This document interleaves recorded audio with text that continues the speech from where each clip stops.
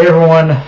Okay, so I guess the best place to start with this episode is Yamato's transformation. Particularly, we see that she has an ancient zone devil fruit. And this is one thing I did really like about the episode, is that it didn't necessarily pad out the episode and leave the reveal until the end. We actually got a really good look at her devil fruit transformation, and on top of that, we also did get a nice little chunk of the fight between Yamato and Kaido in this episode. In fact, it's weird to say, but seeing like so much of Yamato's fight is so early on in this episode is weirdly also kind of part of the problem with it as well, because the bits we get with Yamato versus Kaido are so epic that I kind of wanted that to be the entire episode, rather than having moments of Yamato versus Kaido interspliced with Franky's fight against Sasaki, because it just kind of drew it.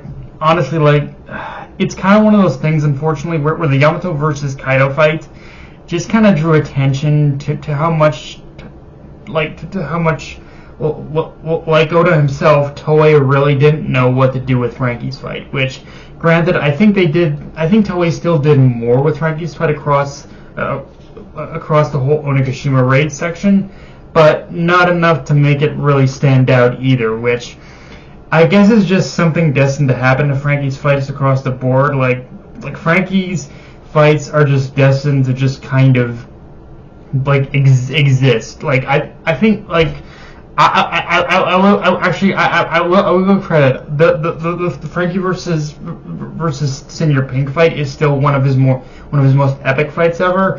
But yeah, the Franky versus Sasaki fight, it does feel like a bit of a step down from that, I guess you could say. I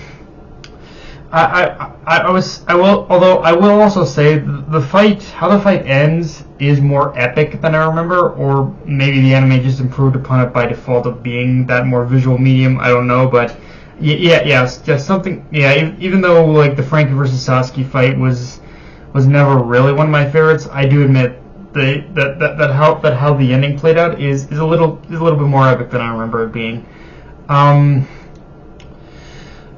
With that said, we do got to talk about the fact that Luffy is starting to make his recovery, the end of the episode, which in itself does kind of make me wonder exactly how many episodes we have left before getting back to the Luffy versus Kaido fight.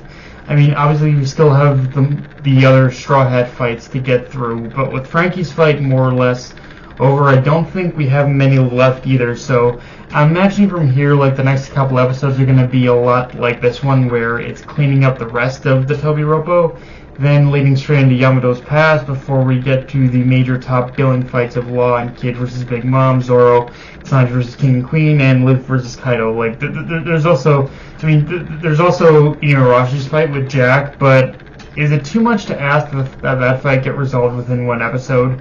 Because to me, that fight between Inuyasha and Jack is still one of Oda's biggest mistakes with this arc, and just how much he dragged out that fight as long as he did.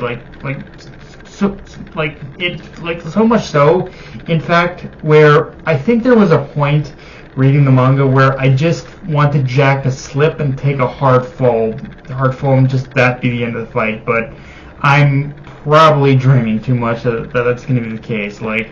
I don't know. I want the fight to just be over. I want that fight to be massively cut down if possible, but I don't think that's going to happen. Getting back on track though, knowing all this, at the pace we're going, again, I don't think we actually have all that much longer before reaching the main climax. I think the only wild card right now is how much they're planning to pad out Yamato's backstory, if at all. That feels like the one thing that might still, that feels like the one thing that could still happen in order to kind of in order to pad things out a bit, possibly. But we'll have to wait and see. There might be some stuff that maybe Oda wanted to add there, but yeah. And yeah, there's not a whole lot more to talk about with this episode. I guess other than to mention that while the animation was pretty good, you can also tell there were a couple places where they definitely cut corners, and the recap definitely didn't need to be as long as it was. The only purpose that served, I suppose, was to remind us of the epic beatdown Who's Who got from Jinbei, which was epic, but we have a whole episode to remind us of that. Also, what can I say? Classic Luffy. He wakes up and the first word to come out of his mouth is meat. And give me meat. I want meat. Like, honestly, I would not. Would it be surprising to any of us if we found out that the day Luffy was born, his first words were meat? Like, I think we'd honestly be more surprised if that wasn't the case. Like, seriously, Luffy, meat. Like, I suppose we can't fault a guy for liking something, but oh boy. I mean, I guess, but then again, I guess meat is his go-to, like, recovery food. I don't know. There's that too. But yeah. Also, I guess one final thing to talk about is we get a little scuffle. We get another little bit of the scuffle between between Queen and Sanji.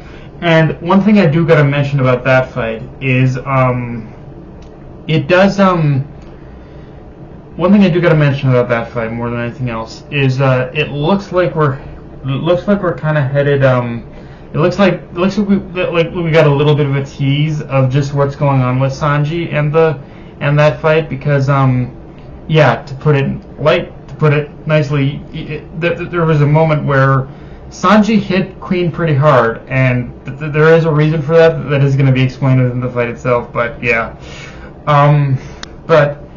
guys, that's pretty much all I got for this review. If you enjoyed the video, like, comment, subscribe. Follow me on Twitter and on Crunchyroll. Be sure to hit the notification bell, subscribe button, and just share the video around, guys. Dark Knight of the Night, signing off. Later, everyone.